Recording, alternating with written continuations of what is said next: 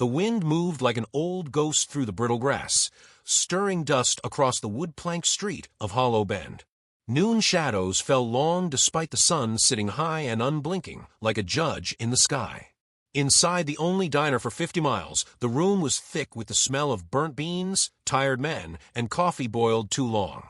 Forks scraped plates in a rhythm, as worn as the floorboards. Eli McRae sat alone at the corner table by the window, hat tipped low, shoulders broad, and still beneath a faded duster. His plate was half full, biscuits and salted pork untouched. He chewed slow, each bite deliberate, as though time moved differently for him. Maybe it did. Folks said he hadn't spoken much since the fire that took his brother's ranch. Just rode into town 2 weeks back, quiet as thunder in the distance. No one dared approach him. Except her. She was small. Barefoot, knees dirt-smudged, hair like tangled crow's feathers falling over her face. 9 maybe? She stepped through the diner door like it might bite her, eyes darting, spine straight. Nobody looked up, nobody except Eli, who caught her in the reflection of the window glass, pausing just past the threshold. She crept closer, hesitating by the empty chairs. Then came the voice, barely a thread of sound. "Can I have your leftovers, sir?" The words hung like dust in sunbeam. Eli's chewing stopped. He lifted his head, slow and steady, and looked her full in the face. Her eyes didn't flinch. They were storm-colored, wide but steady, rimmed in something that wasn't quite fear. Hunger lived there. Not just for food, but for the dignity of asking. Of standing straight when the world wanted her bent. Eli didn't speak. His eyes flicked toward the plate. He was about to nod, maybe even offer her the full thing, but the sharp voice of Mrs. Tolliver cut through the moment like a knife through jerky. "Junie May," she barked from behind the counter. "We don't beg in here. Get, before I call the deputy." The girl flinched. Color rose in her cheeks, not from shame but heat. Her small hands curled into fists. "I didn't steal nothing," she muttered. "You're not supposed to be in here at all," Tolliver snapped, wiping her hands on a blood-specked apron. "Not without your sister." Just then, the door banged open again, and in came a woman, mid-30s, proud chin, dark eyes sharp as broken glass. She moved like someone always expecting a fight. "Junie," she hissed, grabbing the girl's wrist. "I told you to wait by the stables." She was hungry, Eli said quietly, voice rough from disuse. The diner fell silent. Even forks paused. Mira turned. Her eyes met his, and the fire there cooled just slightly, not softened but tempered. She looked him over, boots dusty, hands rough, that voice like gravel soaked in sorrow. "We don't need charity," she said flatly, pulling Junie behind her like a curtain. Eli didn't argue. Just looked at the plate, then back at Mira. Then down to Junie. He pushed his chair back without a word, stood up slow. Laid a coin down beside the full plate. Mira watched him as he tipped his hat and walked past. A man like that didn't need to shout to be heard. His silence was a weight. Outside, the sun had tilted west, throwing long shadows across the porch. Eli mounted his horse and rode off down the main road, never once looking back. Inside the diner, Tolliver clucked her tongue and went back to wiping. "I won't have no beggars in my place," she muttered loud enough for all to hear. Mira sat the girl on a stool by the wall, jaw clenched, pride burning like coal in her gut. She didn't touch the plate, not even after Tolliver walked off. But Junie did. With one look to her sister for permission, and receiving none, she pinched a corner of biscuit and slipped it into her mouth, like it might vanish. Eli's plate sat warm for another 10 minutes before Mira stood and lifted it with shaking hands. No one stopped her, but no one looked away either. By the time they stepped out, the sun was beginning to dip, bleeding red, across the rooftops. Junie clutched the last of the bread in her hands. Mira walked straighter than she had walking in, but her eyes darted toward the corner where the deputy leaned against a post watching. Toward the upstairs window above the saloon where whispers lived. Toward the diner glass where the townsfolk's reflections lingered longer than they should. Junie looked up at her sister. He didn't look mad. "No," Mira said, voice low. "But that don't mean he ain't dangerous." They didn't see the rancher again that day. But when night fell and the air turned sharp, Mira lit a candle in the livery barn where they'd made camp and found herself staring at that plate, now empty. Across town, Eli McRae sat on his porch watching the stars. He wasn't thinking of the girl.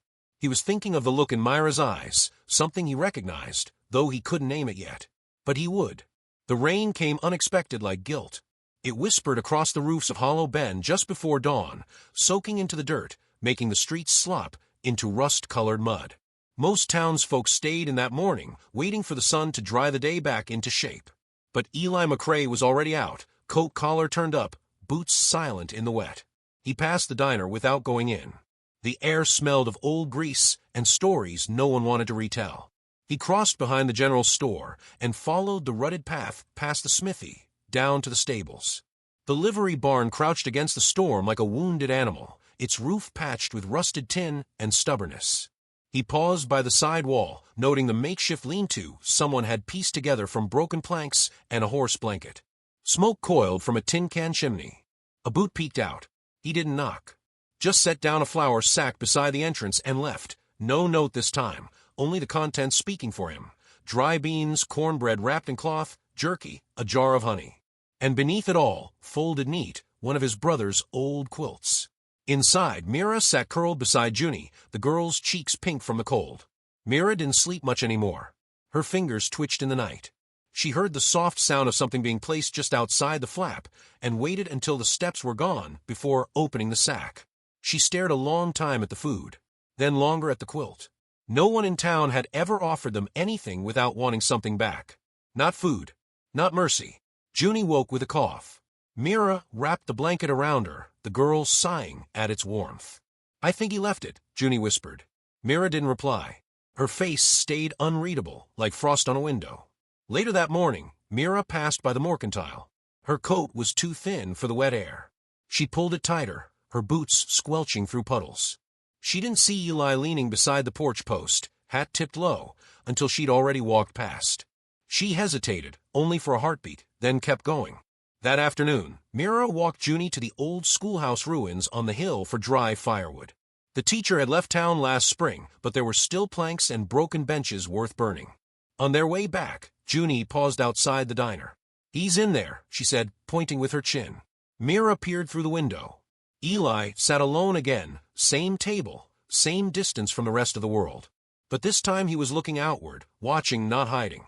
Junie pressed her face to the glass, fogging it. "He's not like the others." Mira said nothing. Her eyes lingered on Eli's hands, large, calloused, but gentle as they folded a napkin in half. The next day, the rain turned mean. Wind clawed at everything not nailed down. Mira bundled Junie in the old quilt and left her behind to seek out dry shoes and a few tins of meat. She entered the mercantile with a chin lifted higher than her situation allowed. She placed 2 cans and a box of matches on the counter. The total came to 26 cents. She had 18. Mrs. Tolliver stood behind the counter, arms folded, lips pinched. "You'll have to put something back." Mira opened her palms slowly, coins trembling like they wanted to hide. Behind her, someone spoke. "Put it on my account." She turned sharply. Eli stood in the doorway, coat dripping, eyes steady. No smile, no explanation. Just the quiet offer of dignity. The room went still.